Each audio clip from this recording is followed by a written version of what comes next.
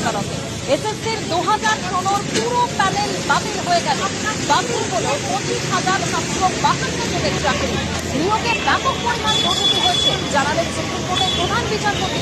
এখানে পুরো নিয়োগ প্রক্রিয়াটাই কলঙ্কিত এবং সমাধানের বাইরে।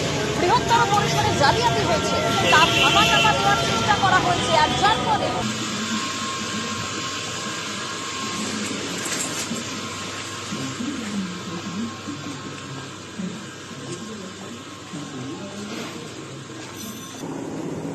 ওরা আপনার চাকরিটা নিয়ে নিয়েছে, তো আমি সেটাও জানি।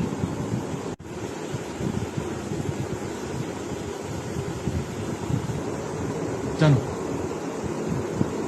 জানো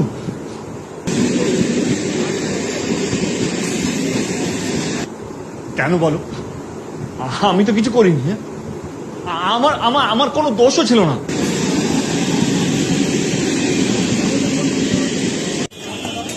চিন্তা করিস তুমিও তো যত ভাড়া দিন বস, ক্রেডিট কার্ডে আছে।